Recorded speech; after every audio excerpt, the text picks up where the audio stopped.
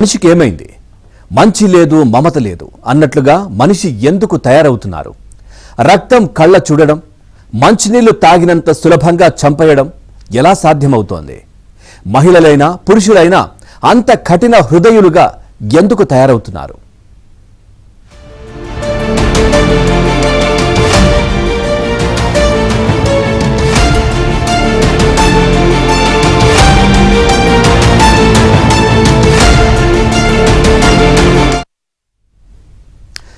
మాయమైపోతున్నాడమ్మా మనిషి అన్నవాడు అని ఒక కవి వాపోతాడు. ఆయన చెప్పినట్లుగానే సమాజం అత్యంత ఘోరంగా దిగజారిపోతోంది. మంచి లేదు, చెడు లేదు, కుటుంబ సంబంధాలు లేనే లేవు, మానవ సంబంధాలు అసలే లేవు అన్నట్లుగా పరిస్థితి తయారైంది. స్వప్రయోజనాల కోసం జనం ఎంతటి ఘాతుకానికైనా దిగజారిపోతున్నారు. అయిన వాళ్ళు లేరు, కాని వాళ్ళు లేరు, ఎవరినైనా నరికేస్తున్నారు. వలువలను వదిలేసి నేర ప్రవృత్తిని అలవాటు చేసుకుంటున్న మన సమాజంపై ఏబిఎన్ స్పాట్లైట్.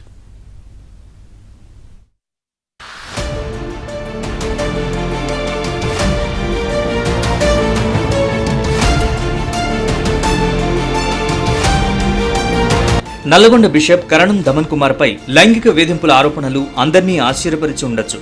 2005లో ఆయన జర్మనీలో మతగురువుగా పనిచేసినప్పుడు లైంగిక వేధింపులకు దిగారని ఈ ఏడాది మార్చిలో ఫిర్యాదులందాయి. మత ప్రచారం చేయకుండా ఆయనపై తాత్కాలికంగా పరిమితులు విధించినట్టు తెలుస్తోంది. ఒక మతగురువే ఇలా చేస్తే ఇతరుల పరిస్థితి ఏంటి? పడిపోతున్న నైతిక విలువలకు ఇది నిదర్శనం కాదా? 10 మందికి మంచి నేర్పించాల్సిన బిషప్ దారి తప్పి విపరీత పోకడలకు దిగడం నిజంగా గర్హించదగ్గ అంశమే.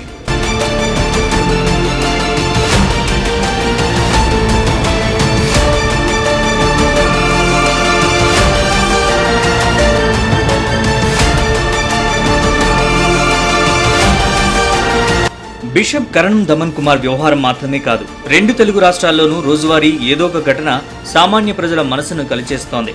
మన సమాజం ఎటుపోతోంది, మనం ఎటుపోతున్నామన్న ప్రశ్నలకు తావిస్తోంది. యువకుడి మోజులో పడి ఒక బాలిక తన కన్న తల్లిని హతమార్చిన ఘాతుకం ఎవరికైనా కళ్లలో నీళ్లు తెప్పిస్తుంది. ప్రియుడు అతడి సోదరుడితో తల్లిని హత్య చేయించింది.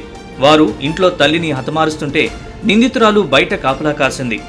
అమ్మ కొన ఊపిరితో కొట్టుమెట్టాడుతున్నా కనికరం చూపలేదు. ఈ అమానుష ఘటన హైదరాబాద్ జీడిమెట్ల పోలీస్ స్టేషన్ పరిధిలో చోటు చేసుకుంది. పైగా హంతకులిద్దరూ మైనర్లు.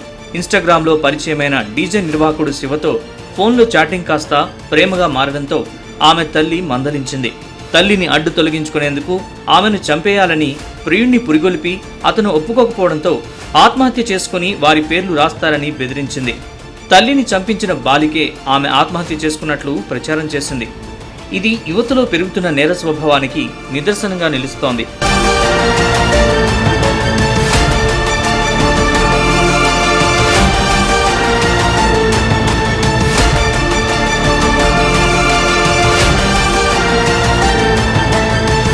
మరో కేసులో కూడా ప్రేమాయణం ఆపై హత్య మాత్రమే కనిపిస్తుంది.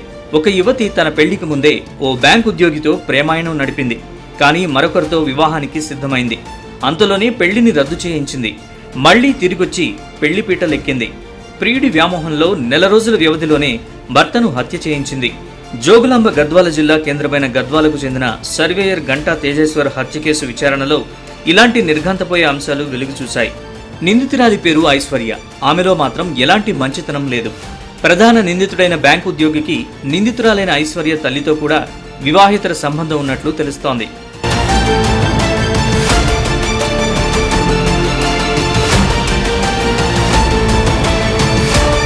ఇలాంటి ఘటనలు రోజు కోకొల్లలుగా టీవీల్లో, వార్తాపత్రికల్లో కనిపిస్తూనే ఉన్నాయి. పోలీసులకు పని ఒత్తిడిని పెంచుతున్నాయి. అసలు ఈ హత్య ఎలా జరిగింది, నిందితులు ఎందుకు అలా తయారయ్యారని పోలీసులు తల బాదుకోవాల్సి వస్తోంది. నేర చరిత్రే లేని వాళ్లు ఏకంగా హత్యలకు దిగుతున్నారంటే అది మానసిక రుగ్మతేనని చెప్పక తప్పదు. ప్రేమ వ్యామోహంలో వికృత పోకడలకు దిగుతున్నారని అంగీకరించాల్సిందే. అయినవారు కానివారు అనే విచక్షణను మర్చిపోవడం వల్ల నేరాలకు దిగుతున్నారని సైకాలజిస్టులు చెబుతున్నారు. వారిలో మార్పుల్ని ముందే తెలుసుకుని సరైన కౌన్సిలింగ్ ఇవ్వాల్సిన అనివార్యతను వివరిస్తున్నారు. ఇటీవల మనం న్యూస్ లో చాలా చూస్తున్నాము. పిల్లలను పెద్దవాళ్ళని చంపడం, తల్లిదండ్రులను చంపడం, లేకపోతే తల్లిదండ్రులు పిల్లల్ని చంపడం, భార్య భర్తని, భర్త భార్యని, వివాహమైన కొద్ది రోజులకే చంపడం, ఇలాంటివి చాలా న్యూస్లో వస్తున్నాయి. ఎందుకు ఇలా జరుగుతుంది?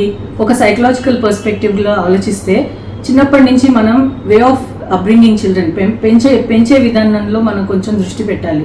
ఏంటి ఎక్స్ప్రెషన్ ఆఫ్ ఇమోషన్ రాదు, కంట్రోల్ ఆఫ్ ఇమోషన్ తెలీదు, ఎక్కడ ఎలాగా ఎంత ఇంటెన్సిటీలో ఇమోషన్ చూపించాలి అన్నది అర్థం కాదు. చాలా మటుకు టెన్షన్ యాంగ్జైటీ వచ్చినప్పుడు దాన్ని ఎలా రెగ్యులేట్ చేసుకోవాలి అన్నది తెలియదు. కోపింగ్ మెకానిజమ్సే లేవు అసలు పిల్లలకి కానీ పెద్దవాళ్ళకి కానీ. దానికి తోడు వాళ్ళు చూస్తున్న ఇన్స్టాగ్రామే అవనివ్వండి, సోషల్ మీడియానే అవనివ్వండి, వాళ్ళు చాలా చాలా ఇంటెన్సిఫైడ్ ఇమోషన్స్ని ఎదుర్కొంటున్నారు. వాళ్ళ జీవితం ఇలా జరిగింది, నాది ఎందుకు ఇలా ఉంది అని కంపారిటివ్ లివింగ్, ఇలాంటి విషయాలు చాలా చాలా దోహదపడుతున్నాయి ఇలాంటి థింకింగ్కి. ఇప్పుడు టైం ఏంటి అంటే అవేర్నెస్. మీరందరూ అర్థం చేసుకోవాల్సింది ఏంటి అంటే ఇమోషన్స్ని ఎలా అది ఫస్ట్ ఉన్నాయని గుర్తించండి, వాటిని ఎలా రెగ్యులేట్ చేయాలో అర్థం చేసుకోండి, వాటిని ఎలా ఎక్స్ప్రెస్ చేయాలో అది నేర్చుకున్నారు అంటే ఇలాంటి క్రైమ్ రేట్ తగ్గే ఛాన్సెస్ ఉంటాయి. ఇవన్నీ ఒక ఎత్తైతే ఒక మహిళ 12 మందిని పెళ్లి చేసుకున్నట్లు ప్రచారం జరగడం మరో వంతు. అయితే ఒక పాస్టర్ తనను మోసగించి పెళ్లి చేసుకున్నాడని, ఇప్పుడు 12 మంది అంటున్నాడని వాపోయింది. మిగతా 11 మంది ఎవరో చెప్పాలని ఆమె డిమాండ్ చేస్తోంది.